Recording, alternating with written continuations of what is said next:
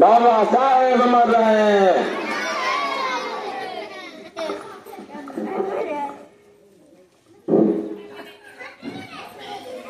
बाबा साहब के जयंती के अवसर पर हो रहे कार्यक्रम में उपस्थित सबसे पहले तो इस कार्यक्रम की अध्यक्षता कर रहे सम्मानित अध्यक्ष जी, इस कार्यक्रम में उपस्थित तमाम माता बहनों, नौजवान दोस्तों को मैं अपनी ओर से क्रांतिकारी प्रणाम करता हूं, अभिवादन करता हूं।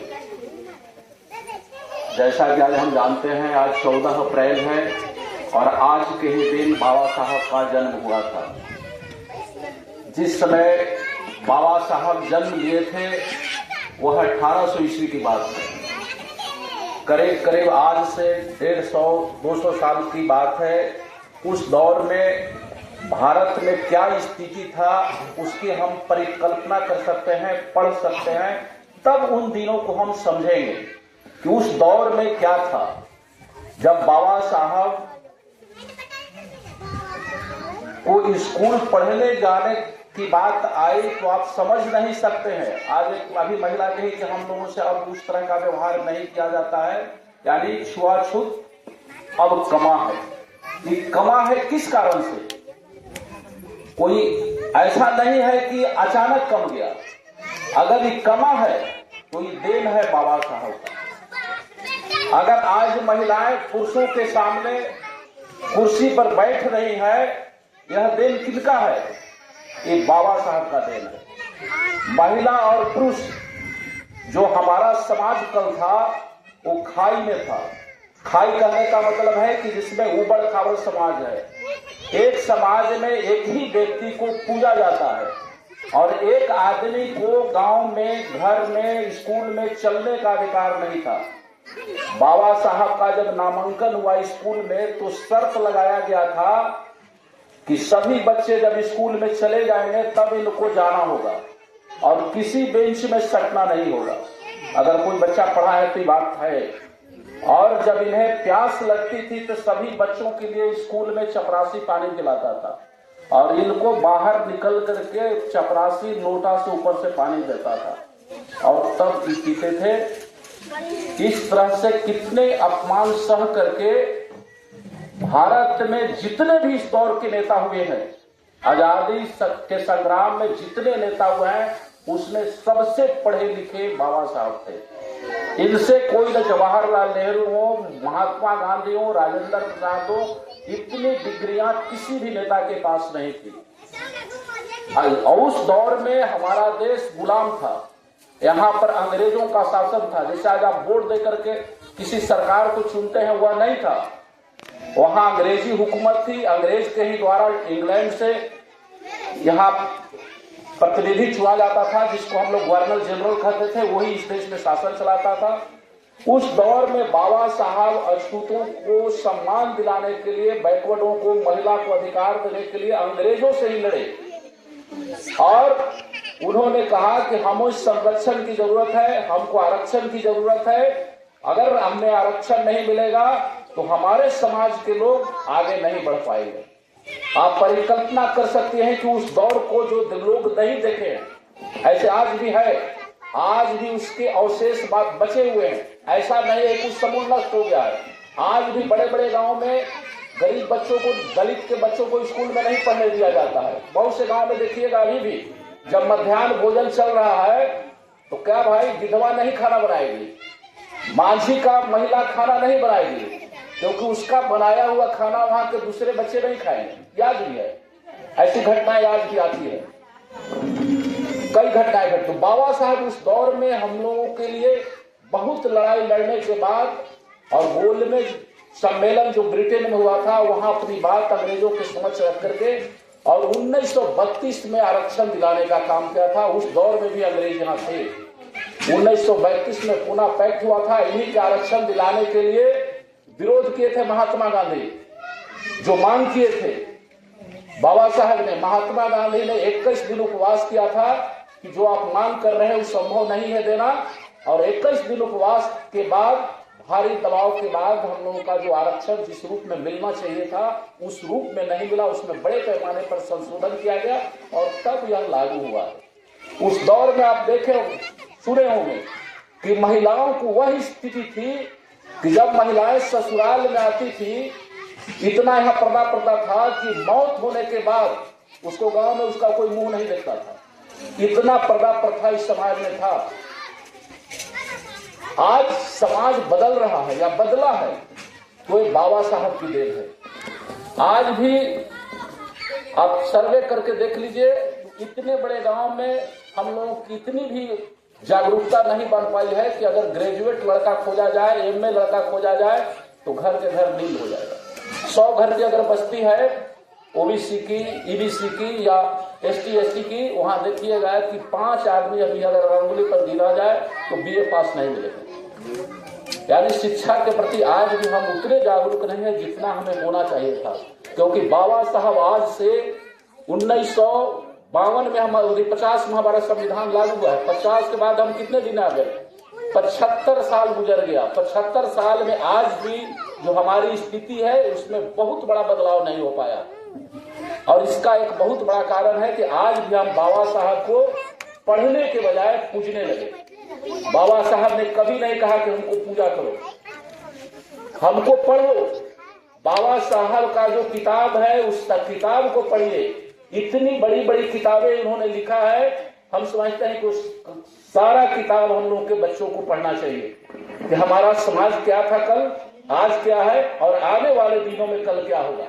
आप सोचा देखिए, आज जब आप 75 साल बाद जब जागरूक हुए हैं, हमारी पीढ़ियां 1-2 साल पीढ़ी पहले यानी हमारे बाप हुए या दादाजी हुए होंगे, वो बाबा साहब को नहीं जानते थे। बाबा साहब क्या चीज है हमारे दादा नहीं समझ पाए, हमारे पिताजी भी नहीं समझ पाए।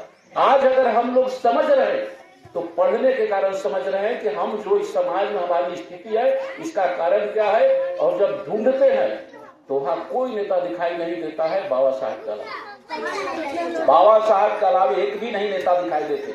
अगर बाबा साहब 1952 में संविधान बनने के वक्त जो हम लोग कहते हैं कि नया दिन नया भारत बन रहा था,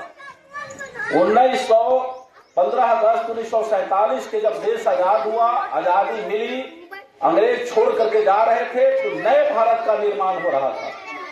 पहले के दौर में होता था कि राजा का मुख्य ही कानून है, राजा के पेट से राजा पैदा लेता था, रानी के पेट से राजा पैदा लेता था। लेकिन अब ऐसी बात नहीं है। बाबा साहब का देन है कि आपके वोट से कोई राजा बनेगा और वो भी बनेगा तो 5 साल के लिए बनेगा। 5 साल से ज्यादा नहीं है जनादेश। 5 साल अगर उसको रहना होगा तो दोबारा बनना होगा। आज भी बहुत से देशों में महिलाओं को अधिकार नहीं है। महिलाओं को आज भी देखिए कि समान मजदूरी नहीं मिलता है। एक ही काम के लिए महिलाओं की मजदूरी दूसरा है, पुरुषों के लिए दूसरा है। बाबा साहब का ही देन है कि उन्होंने आज हमें एक तरफ फिर गिरफ्त में ढकेल, वर्तमान में जो परिप्रेक्ष्य है हमको पीछे ले जाने के लिए एक साजिश चल रहा है और उसके शिकार हम हो रहे हैं। पीछे ले जाने का मतलब कि जो सदियों पहले व्यवस्था थी उसको एक तबका आज भी वहीं ले जाना चाहता है हमको, कि जहां हम थे, हमारे पूर्वज थे, हमारे पुरखे थे, वहीं आप आ जाइए। यह साजिश देश में चल रहा है और बड़ी गंभीरता से चल रहा है, बड़ी तेजी से चल रहा है कि फिर हम आपको पीछे के दिनों में ढकेल दिया जाए। इसको समझने की जरूरत है। ऐसा नहीं है कि इसको अनोखा में लीजिएगा। उसके लिए क्या है भाई, तो सबसे पहले आप देखिएगा कि कल तक हम जिस मंदिर से हमसे छुआता था ईश्वर, हमको मंदिर में प्रवेश करने से देवता छुआ जाता था, आज वहां हमें ले जाने की साजिश चल रही है। जब आप जगे हैं तो फिर वहीं ले जाने की साजिश है। मंदिर के नाम पर पूरे देश में राजनीति अभी हो रहा है। राम मंदिर बनेगा, एक से एक नारा दिया जा रहा है, हिंदू एक हो, है ना नारा। खूब सोशल मीडिया जो चलाते होंगे उसमें खूब चल रहा है, हिंदू एक हो। कोई कहेगा हिंदू खतरे में है। किससे खतरा में है भाई? तो मुसलमानों से खतरा है। हमारे नौजवानों को पाठ खूब पढ़ाया जा रहा है सोशल मीडिया के माध्यम से।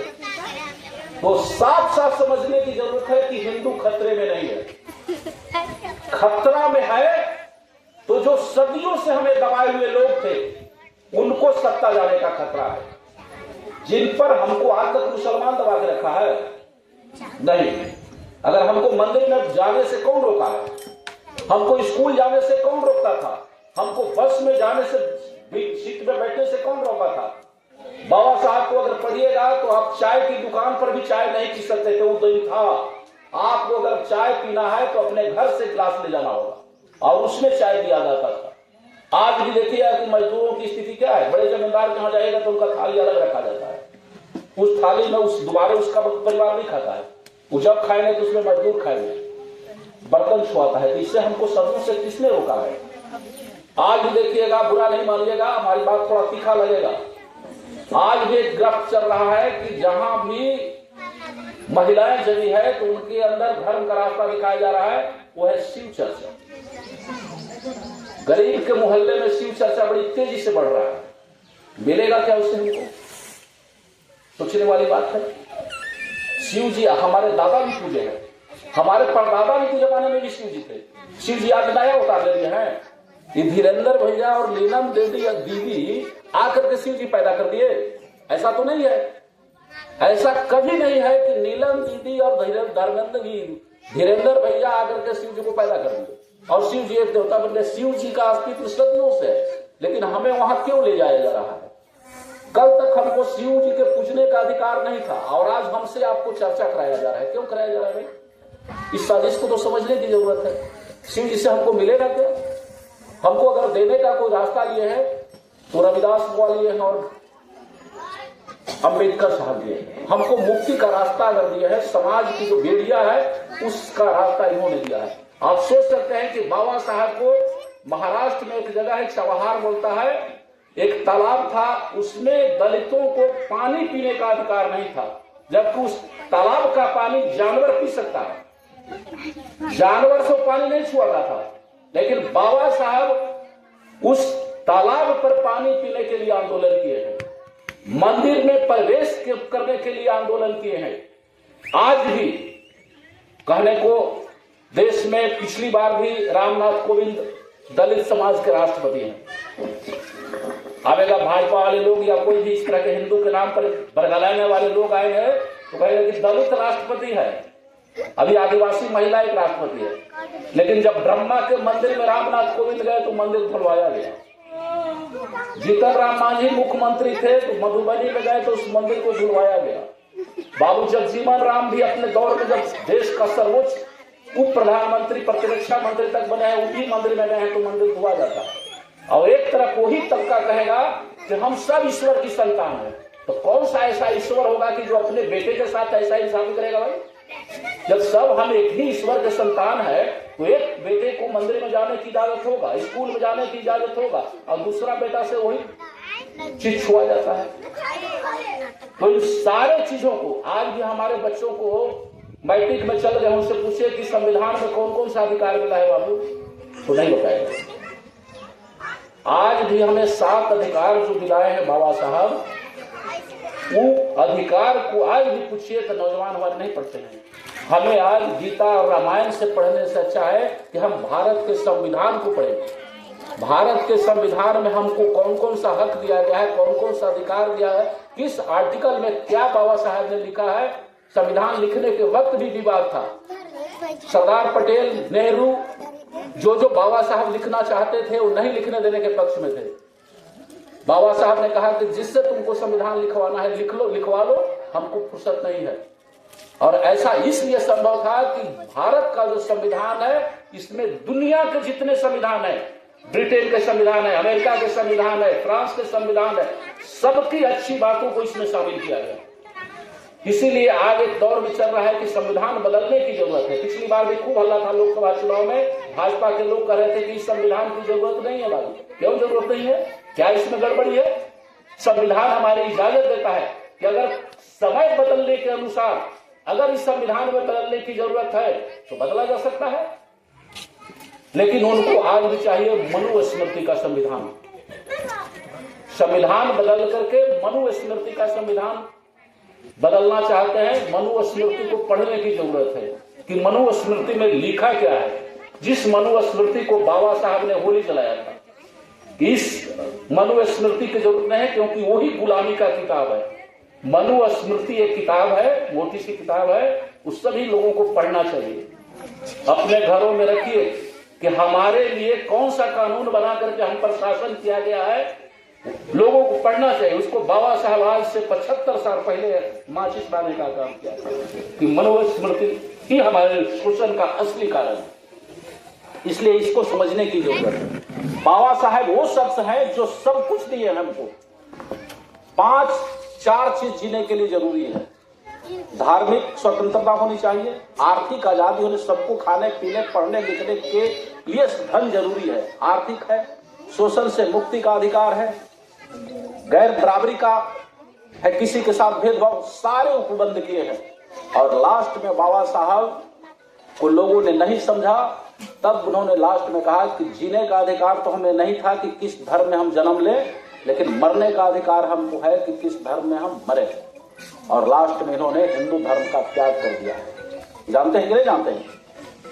बाबा साहब अपने अंतिम दौर में हिंदू धर्म से त्याग दे दिए और बौद्ध धर्म स्वीकार कर लिए थे, जहां हमें समता का अधिकार देता है। और बाबा साहब बौद्ध धर्म ग्रहण करने के बाद ही मरे। और आज उसी धर्म हिंदू धर्म में हमें अनेक धार्मिक कार्यों में हमको उलझाया जा रहा है, हमको वहीं ले जाया जा रहा है। उनसे कहिए कि अगर हम सब हिंदू हैं तो बेटी रोटी का रिश्ता क्यों नहीं हो सकता है भाई?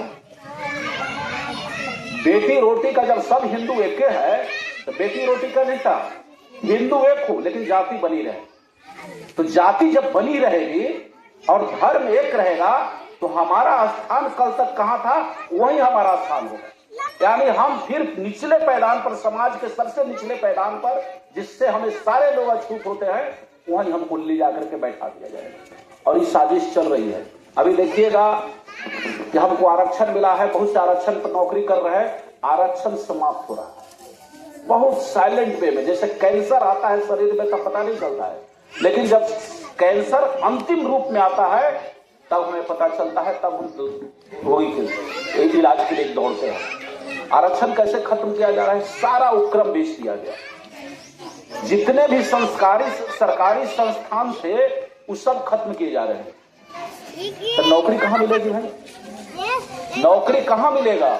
जो बाबा साहब दिए 1991 के बाद आरक्षण धीरे धीरे समाप्त कर दिया गया। अब समाप्त करने का रेलवे बिक रहा है। रेलवे जो चलता है, जितना रेलवे का नेटवर्क है, सरकारी नेटवर्क है, ये रेलवे बिकेगा और बिक रहा है। स्टेशन बिक रहा है बारी बारी कर से। हवाई जहाज जो उड़ता था एयर इंडिया के जिम्मे, सरकारी उपक्रम था, एयर इंडिया बिक गया। एयर इंडिया जब बिक गया तो हमारी नौकरी कहां मिलेगी? सेल बिक रहा है, BSNL बिक रहा है, यानी सारा सेक्टर प्राइवेट कंपनियों के हाथ में बिक रहा है, तो हमें नौकरी कहां मिलेगा? और हम आज भी सोए हुए हैं। बाबा साहब हमको जिस रास्ते पर दिखाए, आज हमारे अधिकार का हनन हो रहा है, तो हम कहां जाने, कहां हम पढ़ेंगे? आज जब 75 साल जब अपने बच्चों को पढ़ाना चाहते हैं तो क्या स्थिति है? 2 तरह के यहाँ स्कूल चल रहे हैं, एक प्राइवेट स्कूल है और एक सरकारी विद्यालय। अब गांव में आप सर्वे करके देखिए कि थोड़े से जिनके पास पूंजी हो जाती है वो अपने बच्चों को सरकारी स्कूल में नहीं, जैसा कि हरिंदर भाई कह रहे थे। आज भी हमने जब बच्चों की उपस्थिति कम है, अब जब प्राइवेट स्कूल में आज के डेट में जहां कोई नियम कानून नहीं है, कोई भी प्राइवेट स्कूल में कोई नियम कानून नहीं है सरकार का, कितना बच्चों से फीस लिया जाना चाहिए, कितना शिक्षक के पेमेंट मिलेगा, कोई नियम नहीं है। और प्राइवेट से अगर आप पढ़ करके भी निकलिए तो नौकरी कहां है? इसलिए हमारे लोगों को जगने की जरूरत है और लड़ने की जरूरत है। बाबा साहब 3 बात कहे हैं। बाबा साहब पूरे चीजों को 3 ही बात में निचोड़ दिए हैं। सबसे पहला कहा है कि पढ़ो और संगठित रहो, टूटो मत आपस में और संघर्ष करो। पहला काम है पढ़ना, दूसरा काम है हमको संगठित रहना। और संगठित होइएगा तभी लड़ाई होगी। आज देखिएगा कि बड़े बड़े कानून जो है सरकार बनाना चाहती है, लेकिन अगर जनता अड़ जाती है, जनता रोड पर उतरती है तो कानून बदल जाता है। अभी देखिएगा कि 1 साल पहले किसान कानून आया था, 3 वो कृषि कानून लाया था किसानों के लिए। किसानों ने समझा कि नहीं, ये जो कानून बना रहा है सरकार, हमको गुलामी को ले जाएगा, हमसे खेती छीना जाएगा।